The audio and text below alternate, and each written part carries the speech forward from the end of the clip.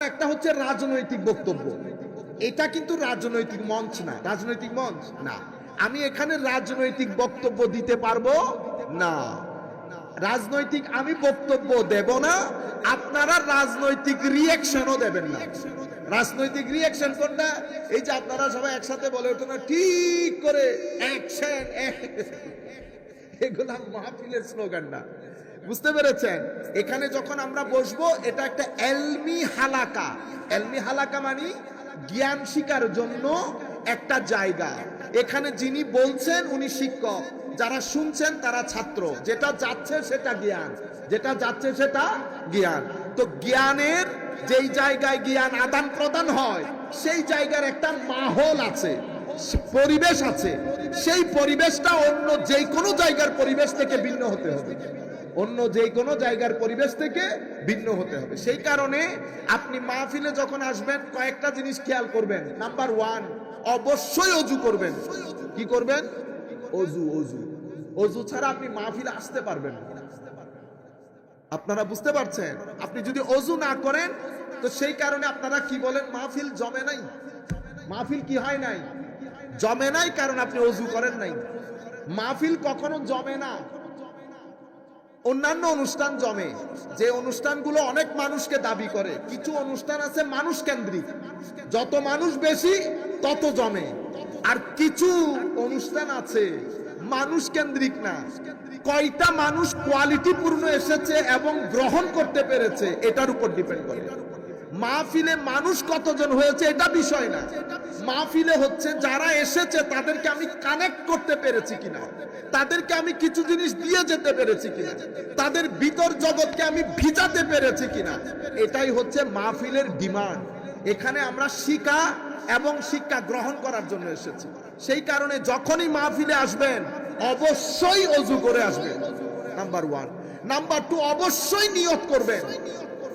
এগুলা আগে ছিল, এগুলা আগে ছিল। আমরা যখন ওয়াজে বসতাম তখন তো উলামায়ে রব্বানির যুগ, মনে হয় যেন কি একটা, মনে হয় যেন বোমা পড়ছে। এই 10-20 বছরের মধ্যে সবকিছু খতম হয়ে গেছে। আগে আমরা 20 বছর আগে আমরা কি বলতাম, তো ওয়াজ করতে আসতেছে, যিনি ওয়াজ করতেছেন উনি খতিবে বাঙ্গাল, আর যিনি এসেছেন শেরে মিল্লাত। মানুষ দৌড়াইতেছে পিছনে পিছনে। কারা দৌড়াচ্ছে? আলেমরা দৌড়াচ্ছে পিছনে পিছনে। এখন আপনারা কারা দৌড়ান? সাধারণ ছেলেপুলে। সাধারণ ছেলেপুলে আমার পিছনে দৌড়াচ্ছেন। আমি আলেম না, আমি ভাইরাল। যদি আমার পিছনে আলেম দৌড়ায় তাইলে আলেম। আপনারা বুঝতে পেরেছেন? Very simple difference.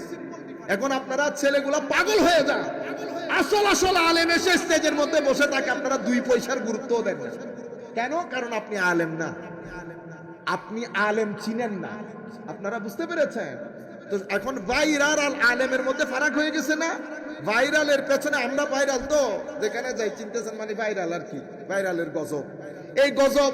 এখন আপনারা পিছনে পিছনে, সামনে পিছনে ছবি তুলতেছেন, আমি ভাইরাল।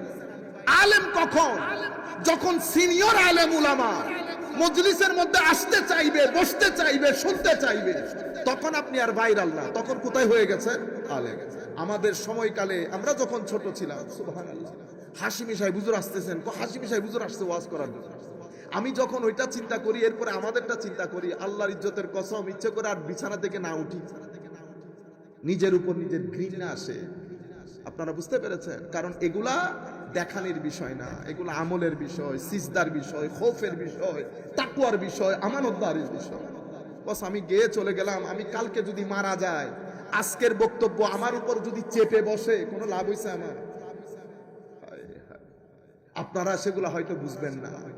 সম্মানিত উপস্থিতি, আমি আপনাদেরকে 2টা জিনিস বললাম। একটা অজু, আজকের পর থেকে যে কোনো মাহফিলে যাবে মনে রাখবেন এটা আমার নবীর হেদায়েতের বাগান।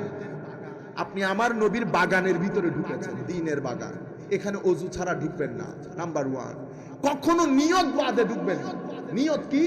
আমি আল্লাহ এই পরন্ত বিকেলে মাহফিলের আমার নবীর দ্বীনের বাগানে যাচ্ছি, তুমি আমার এই আসা যাওয়া কবুল করো, আমাকে দ্বীনের ছাত্র হিসেবে কবুল করো। আপনি যদি এই নিয়তের মধ্যে 20 বছর পরেও মারা যান, শহীদের দরজা পাবেন। শহীদের দরজা পাবেন। কিসের কারণে? নিয়তের কারণে। আপনারা বুঝতে পেরেছেন সম্মানিত উপস্থিতি? তাইলে এক জায়গায় বিজ্ঞান আমাদের সামনে বড় চ্যালেঞ্জ। কেন চ্যালেঞ্জ?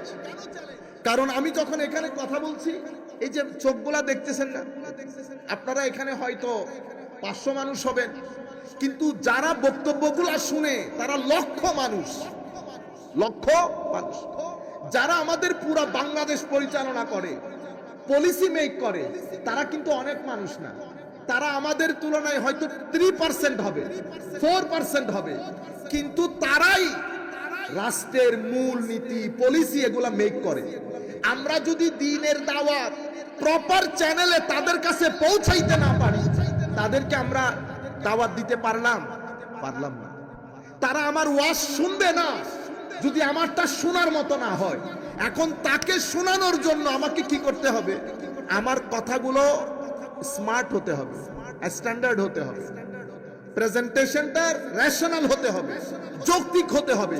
উনি যদি আমার কথাগুলো শুনেন, এরপরে উনি যখন পলিসি বানাবেন, তখন উনি চিন্তা করবেন না দ্বীনের বিরুদ্ধে পলিসি বানানো যাবে না। আপনারা বুঝতে পারছেন? আপনারা যাদেরকে অন্য, বুঝতে পেরেছেন তো? হ্যাঁ, লিল্লাহি তাকবীর, বস আর নাই, আর নাই। ওনারা কি করেন? ওনারা এই বক্তব্যগুলো স্মার্টলি দেন, দেওয়ার পরে তাদেরকে ইনফ্লুয়েন্স করেন, করার পরে পলিসি মেকিং করার সময় ওনের দিকে চলে যায়। আহলে সুন্নাত ওয়াল জামাত খালি প্ল্যাটফর্ম হয়ে পড়ে। সুতরাং আমি তাদেরকে ইনফ্লুয়েন্স করতে হবে। লয়ে গেলেন আপনারা, আপনাদের যদি পাহাড়ও পড়ে, আমার এই লোকগুলা কখনো সুন্নিয়ত ছাড়বে? এই লোকগুলা সুন্নিয়ত কি আমার কারণে? না, বলেন না, না, সুন্নিয়ত তো আমরা আমার নবীর কারণে। হুজুর আপনি আপনার কারণে না, আপনাকে মানতেছি তো আপনি সুন্নি বলে। আপনি এখন বলেন আপনি সুন্নি না, স্টেজ থেকে তুলে চেয়ার রাস্তায় তুলে দেব। Go back. বুঝতে পেরেছেন? আমাদের লোক নিয়ে তো আমাদের কি নাই, কোনো মাথা ব্যথা নাই। সুতরাং আমি যখন আমার কথাগুলো বলবো, তো যারা শিক্ষিত কলেজ বিশ্ববিদ্যালয়ে যায়, তারা যেন আমার কথাগুলোকে হেয় না করে। বুঝতে পেরেছেন? আরেকটা বড় সমস্যা, অশ্লীলতার সমস্যা, আধুনিকতার নাম দিয়ে। তাইলে আমার বক্তব্যের মধ্যে বিজ্ঞানের এই চ্যালেঞ্জ, এটাকে আমি ডিল করতে হবে। আমার রুহানিয়ত, ওই চিকিৎসা দিয়ে অশ্লীলতা মুক্ত রাখার জন্য এই খাদ্য আমাকে ওয়া তাকরীরের মধ্যে দিতে হবে। 2 হয়ে গেল না? 3 নাম্বার হচ্ছে আপনি বলছেন আহলে কোরআন, আপনি হাদিস মানেন না। উনি লা মাযহাবি, ওনার সমস্যা কি? আমি মাযহাব মানি না, আমি মাযহাব মানি না। উনি সাহাবী মানেন না, উনি আহলে বাইত মানেন না। একজন দুইজন না তো, একজন দুইজন না। তাইলে এখান থেকেও আপনার চ্যালেঞ্জ, এখান থেকেও আপনার চ্যালেঞ্জ। তো আপনি এখন এই জিনিসগুলো জাতিকে সচেতন কোথায় করবেন? মসজিদে পারবেন না। আমরা তো মসজিদে এখন পাঠাই না, সকালে উঠে কিন্ডারগার্টেনে পাঠাই দিচ্ছি না। সিচুয়েশন চেঞ্জ হয়ে গেছে, আমাদেরকে পলিসি ডিফারেন্ট করতে হবে। ওকে, এখন আপনি দ্বীনের শিক্ষা অর্জনের জন্য মূল জায়গা হচ্ছে এই মাহফিল। সুতরাং এই মাহফিলগুলোকে আমরা বর্তমান সময় অনুযায়ী আমরা যদি সাজাতে না পারি, তাইলে আমরা ব্যর্থ হব না। আপনি আসা যাওয়া করবেন। তাইলে এখন আপনি যে এখানে এসেছেন, 2 ধরনের ফায়দা হতে হবে, দুনিয়ার ফায়দা, আখিরাতের ফায়দা।